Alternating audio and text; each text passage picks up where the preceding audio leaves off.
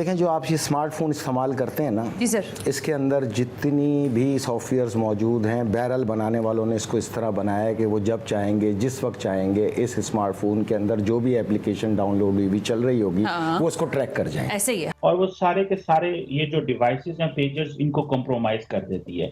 तो it means कि एक तो जारी बात है हिजबुल्लाह के पास वो जिसे वो कहते हैं ना, वो एक्सेस नहीं है। वो समझ रहे हैं कि ठीक है, ताइवान की कंपनी है, हमें चीजें मिल रही हैं तो कोई प्रॉब्लम नहीं है। 101% वो उसको ट्रैक कर जाएंगे। और इसके अंदर अगर एप्लीकेशन व्हाट्सएप की सूरत में, फेसबुक की सूरत में, तो फिर तो ये इस तरह है कि जो इसका कंट्रोलर है उसको वो बिल्कुल आपको आमने सामने देख रहा है। वज़ीर-ए-आज़म शहबाज शरीफ से रूस के नायब वज़ीर-ए-आज़म एलेक्सी ओवरशा की मुलाकात हुई है। दौरान मुलाकात शहबाज शरीफ का कहना था कि पाकिस्तान रूस के साथ तिजारती, इक़्तिसादी, तवानाई, मवासलात और सिक्योरिटी ताउन का ख्वाहिशमंद है।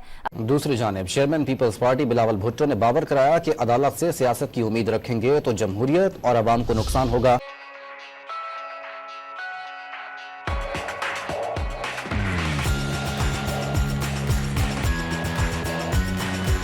वो रेजिडेंशियल एरिया में मौजूद थे, वो भी गाइडेड मिसाइल। अच्छा, जो तलीब अब्दुल्ला पे हमला हुआ वो भी गाइडेड मिसाइल, जो वसाम अल कलीम पे हमला हुआ वो भी गाइडेड मिसाइल। यानी कि ये 6 के 6 कमांडर जो 3 दिन के अंदर शहीद किए गए, इन पर हमला गाइडेड मिसाइल से किया गया। और हुस्न इत्तफाक ये है कि ये सब के सब उस वक्त मोबाइल पे गुफ्तगू में मौजूद थे। ओके, तो साबित हो गया कि किसी की गद्दारी, मुखबरी, एजेंट, एजेंसी, ये डी ट्रैक करने वाले जानवरों को मैं बताऊं कि अपनी औकात में रहो। जब तक हकीकत ना आए, मोनेटाइजिंग और चंद टके हासिल करने के लिए मिर्च मसाला इतना लगाओ जितनी तुम्हारी औकात है। इससे बाहर निकलने की कोशिश ना करना। मैं ये आपको जो फाइंडिंग दे रहा हूं ये हकीकत पे मबनी है। तो ये जो मौजूद थे, इन सबको इस गाइडेड मिसाइल के जरिए मारा गया। और उस वक्त ये तमाम लोग जो निशाना बना वो व्हाट्सएप के ऊपर इंगेज थे अपने गुफ्तगू के अंदर। अब जब ईरान ने इसकी फाइंडिंग हासिल की तो 2 दिन बाद ईरानियन गवर्नमेंट ने, खुसूसन पासदारान इनकलाब ने, हमास को, हिजबुल्लाह को, अंसारुल्लाह को, हजदल शाबी को फौरी तौर पे जो अहकामात जारी किए वो ये थे कि अपने तमाम स्मार्ट सेलफोन से अपने आप को दूर कर लें। बिल्कुल ठीक है। और फौरी तौर पे सैटेलाइट फोन्स पर अपने आप को मुंतकिल कर लें। हाँ, फौरी तौर पे अपने आप को सैटेलाइट फोन पर मुंतकिल करें। बिल्कुल ठीक है। तो ये अमल अब जारी और सारी है, जो 80% कंप्लीट हो चुका है मवासलाती निजाम का। अच्छा, यानी हिजबुल्लाह की जानिब से ये है कि आपने अपने मोबाइल फोन्स का इस्तेमाल नहीं करना, तमाम स्मार्टफोन को फेंक दो। और मैं ये बात तो पाकिस्तान की भी अफवाज पाकिस्तान को बताऊंगा कि यही डिजाइन यहाँ पाकिस्तान के लिए भी बनाया हुआ है। ओके, जिसको एंगेज करना चाहेंगे, किसी को लाने के लिए, किसी को मंजर आम से हटाने की जो पॉलिसी ये होमलैंड सिक्योरिटी और ये मोसाद बना के पाकिस्तान के लिए बैठे हैं, तो ये अलार्मिंग पोजीशन है। ठीक है ना। ये सेल फोन ही मौत का सामान है।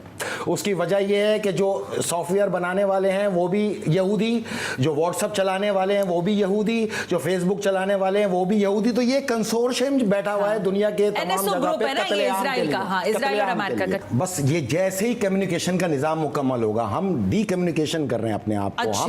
हम सेल फोन्स को छोड़ के मवासलाती निजाम पे जा रहे हैं। तो उसके लिए पूरा गैदरिंग करने में नेक्स्ट 48 आवर्स हैं बस। और मैंने आपको 11 नवंबर को एक प्रोग्राम में कहा था कि खला में जंग शुरू होने वाली है। इन तमाम एप्लीकेशंस के सैयारों को ईरान अब खला में खत्म करेगा। ईरान ने जो अपना सैटेलाइट लॉन्च किया है वो मिलिट्री सैटेलाइट है, उसमें मिसाइल इंगेज है। अच्छा। आपके ये तमाम सेल फोन, तमाम एप्लीकेशन अब चंद महीने की मोहताज है। इसके बगैर जीना सीखना शुरू कर दें आप।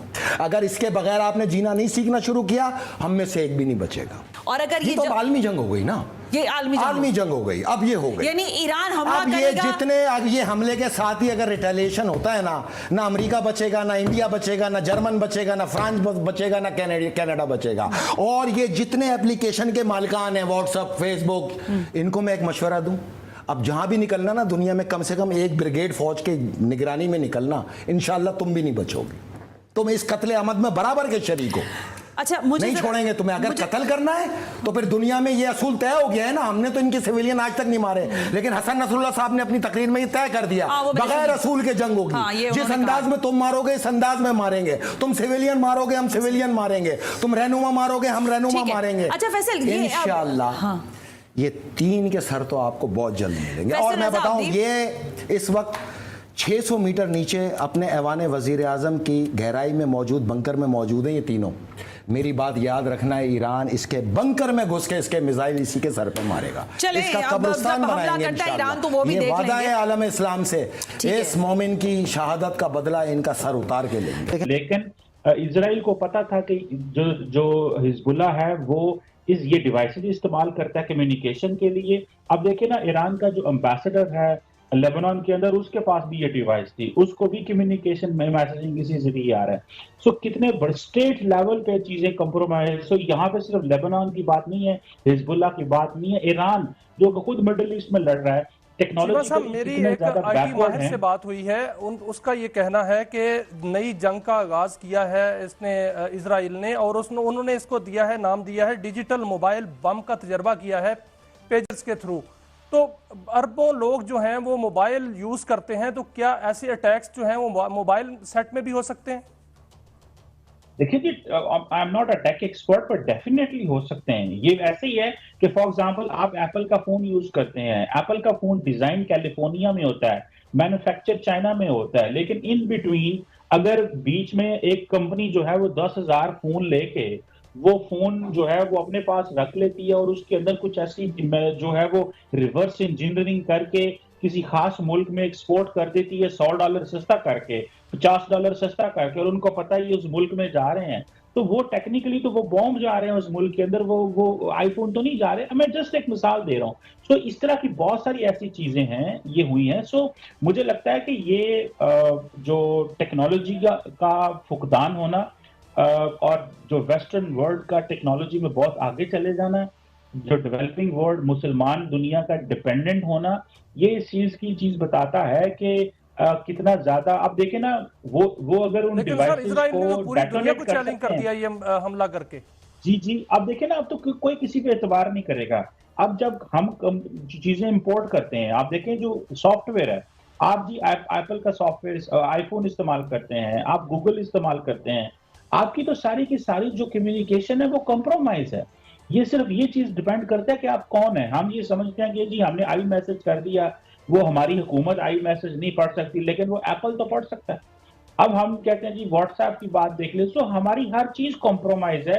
ये सिर्फ डिपेंड करता है कि वो चीज किसके पास है, ठीक है। सो जो फॉर एग्जाम्पल चाइनीज सॉफ्टवेयर मैं चाहता हूँ इस कम वक्त में और एक, हमने क्या क्या कुर्बानियां नहीं दी इस अमेरिका बहादुर के लिए। आप शुरू कर लें 26 अप्रैल 1978 के सौर इनकलाब से लेकर आज तक, और हम गैस तेल महंगा खरीद रहे हैं, अपना बुरकस हमने निकाल लिया। इसके बावजूद अमेरिका बहादुर कह रहा है जी हमारे उसके तहफ़्फ़ुज़ात हमारे मिसाइल प्रोग्राम पे। कितनी कमज़ोर है हमारी रूलिंग इशराफिया हमारे मफादात को प्रोटेक्ट करने में।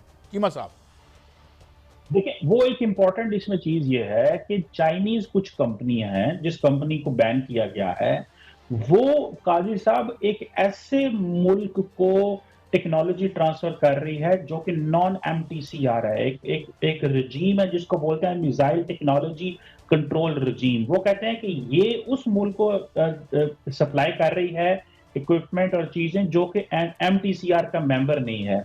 तो आपको कोई चीज एक्वायर करनी है मिसाइल के हवाले से, तो आपको इस ग्रुप का हिस्सा होना चाहिए। सो हमने इसलिए पाबंदी लगाई है। तो पाकिस्तान भी क्योंकि इस कंपनी से खरीद रहा था, लिहाजा पाकिस्तान की भी वो कंपनी वो कहते हैं कि इसका शिकार हो गई है।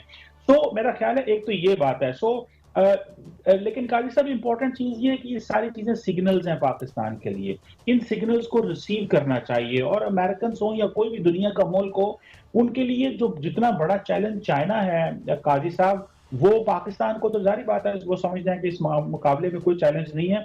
उनके लिए हर चीज उनकी दांव पे लगी हुई है चाइना को देख के।